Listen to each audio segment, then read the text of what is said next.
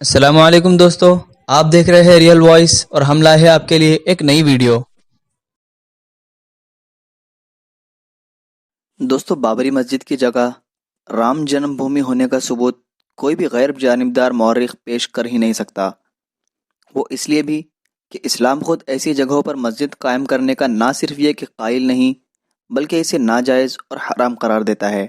اور یہ کوئی لفظی اور زبانی دعویٰ نہیں، بلکہ تاریخ میں ایسا واقعہ بھی پیش آ چکا ہے۔ اور یہ اس وقت جب ولید بن عبد الملک نے دمشق میں ایک عالیشان مسجد بنانے کا ارادہ کیا اور اس احاطے میں گرجا گھر بنا ہوا تھا، عیسائیوں سے اس زمین کا مطالبہ کیا، جس کو دینے سے ان لوگوں نے انکار کر دیا اور یہ کہا کہ جو کوئی اسے توڑے گا اسے کوڑ ہو جائے گا۔ تو ولید بن عبد الملک نے یہ کہہ کر وہ گرجا گھر منہدم کر دیا کہ دیکھتا ہوں کہ کیسے کوڑ ہوتا ہے۔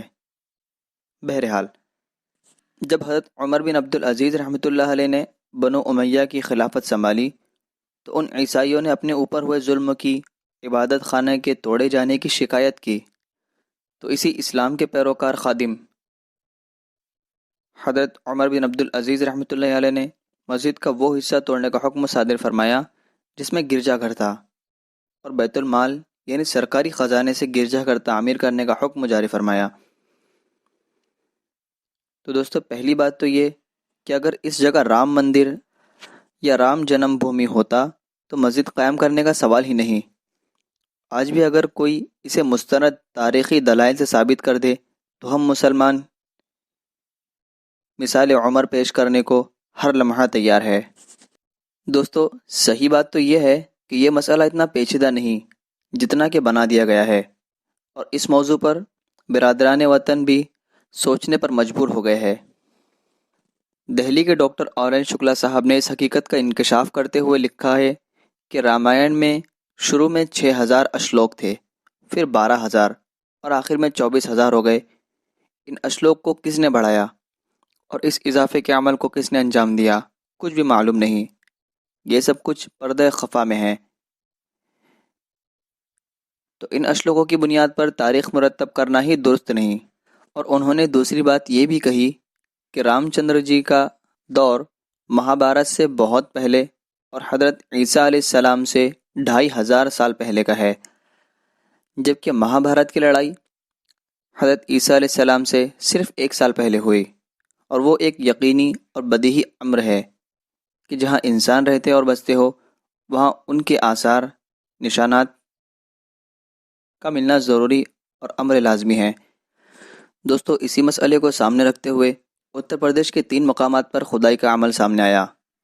ایک ضلع فیض آباد کے علاقے ایودھیا میں، دوسرا الہ آباد سے 35 کلومیٹر اتر شرنگویر پور میں، اور تیسرا الہ آباد شہر میں بھاردواج آشرم میں۔ دوستو، اس کھدائی کے عمل میں جو آثار و نشانات فراہم ہوئے ہیں وہ حضرت عیسیٰ علیہ السلام سے 600 سال سے اوپر کی کوئی خبر نہیں دیتے۔ یہاں تو یہ بات ہی مشکوک ہوتی نظر آتی ہے کہ رام چندر جی یہاں پیدا ہوئے بھی تھے یا نہیں، رہائش اختیار کی بھی تھی یا نہیں۔ دوستو، یہ وہ سوالات ہے جو قابل غور ہے، بالخصوص وکلاء حضرات کے لیے اور جسٹس حضرات کے لیے۔ مزید ڈاکٹر آرین شکلا صاحب یہ بھی بیان کرتے ہیں کہ بودھ حکومت سے پہلے کہ یہاں کوئی بھی آثار و قرائن نظر نہیں آتے، اور رام چندر جی کا زمانہ اس زمانے سے بہت پہلے کا ہے۔ ساتھ ہی ساتھ یہ بھی بتایا کہ رامائن کے بیان کے مطابق موجودہ ایودھیا اور رامائن میں مذکور ایودھیا میں خاصا فرق ہے۔ رامائن میں یہ ہے کہ کوشل کا دارالسلطنت ایودھیا سرجو ندی کے قریب ضرور تھا، مگر ندی سے کافی دور 13.5 میل کے فاصلے پر تھا، مگر آج کا ایودھیا ندی کے بالکل قریب ہے۔ رامائن میں یہ بھی ہے کہ سرجو ندی مغرب کی جانب بہتی ہے اور گنگا سے ملتی ہے، مگر آج کل یہ ندی مشرق کی جانب بہتی ہے اور راپتی سے ملتی ہے۔ یہ وہ چند باتیں جو ہر ایک کو دعوت فکر دیتی ہے۔ دوستو، اسی کڑی کے اہم جز کے متعلق مسٹر ملاوی دین کٹرتنام، سابق vice chancellor government training college Rajahmundry نے رام مصر کا فرعون ایک کتاب لکھی اور اس میں حیرت انگیز باتوں کا انکشاف کیا۔ یہ بات کہاں تک صحیح ہے، ہمیں اس سے کوئی بحث نہیں کرنی اور نہ ہی ہم اس پر کچھ تبصرہ کرنا چاہتے ہیں، کیونکہ اس سے لوگوں کے دوسرے مذہبی جذبات وابستہ ہے۔ مسٹر ملاوی رام چندر جی کے تعلق یوں لکھتے ہیں کہ رام کوئی ہندوستانی نہیں بلکہ ایک سامیول اصل لفظ ہے اور رامسیز نامی فرعون مصر سے ماخوذ ہے، اور سیتا جس کے متعلق یہ کہا جاتا ہے کہ جنک نے ان کو ہل چلاتے ہوئے پایا،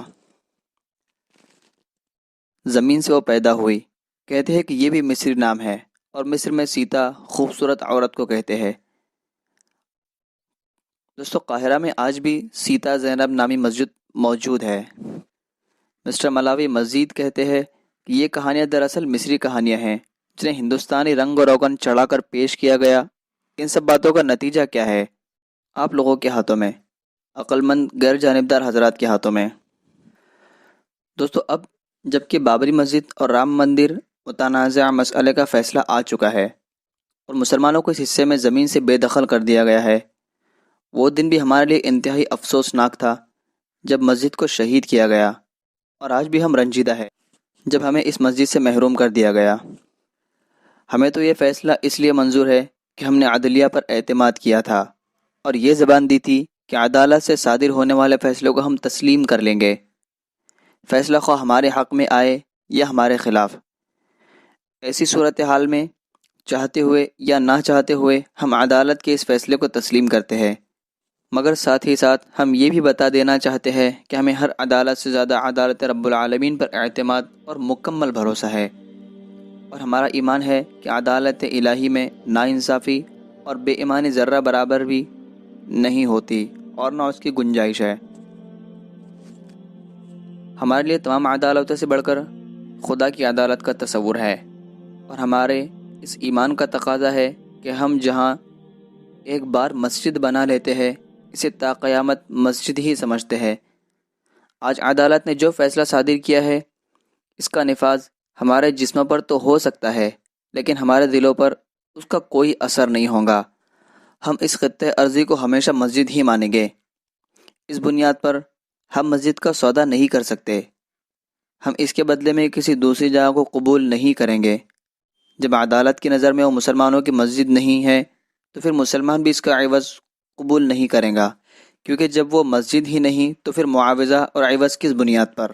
دوستو، سپریم کورٹ سے صادر ہونے والے فیصلے کو بھی ہم اس لیے قبول کر رہے ہیں کہ ہم ملک میں فساد نہیں چاہتے، ہم امن و سلامتی کے داعی ہیں، اور ہم چادر امن کو داغدار نہیں کرنا چاہتے جبکہ اسے چاک کرنے کی بھرپور کوشش کی جا رہی ہے۔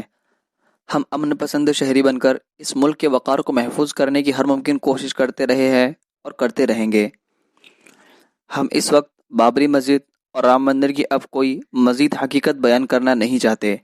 تحقیقات سامنے آ چکی ہے، حقائق سے پردہ اٹھایا جا چکا ہے، جس کا کوئی خاطر خواہ فائدہ نظر نہیں آیا۔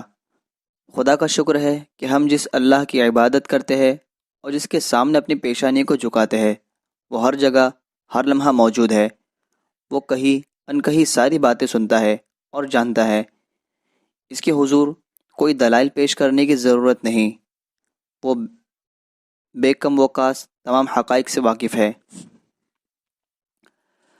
اب تک ہمیں جو کچھ محنتیں کرنی تھی، جو کچھ تدابیر اپنانی تھی، ہم سب کچھ کر ڈالے، اور اب ہم صرف رب العالمین کی عدالت سے صادر ہونے والے فیصلے کے منتظر ہیں۔ وہی اس قضیے کا فیصلہ فرمائیں گے اور ضرور فرمائیں گے، اور حق و باطل کے درمیان تفریق کر کے رہیں گے۔ اس موقع پر مسلم عوام سے، بالخصوص قائدین قوم سے ہماری یہ اپیل اور درخواست ہے کہ عدالت کی جانب سے دی جانے والی 5 ایکڑ زمین کو ہرگز قبول نہ کرے، ورنہ یہ سودا بازی کی ایک شکل ہو جائیں گی جو ہماری دنیاوی اور اخروی دونوں ہی تباہی کا سبب بن سکتی ہے۔ اللہ ہم سب کی مدد فرمائے اور ہمارا معین و مددگار ہو۔ امید کرتا ہوں آپ کو یہ ویڈیو پسند آئی ہو۔ اس ویڈیو کو شیئر کیجئے اور مزید اس طرح کی ویڈیو حاصل کرنے کے لیے سبسکرائب کیجئے۔ اب ملاقات ہوگی اگلی ویڈیو میں، تب تک اپنا خیال رکھیں۔ اللہ حافظ۔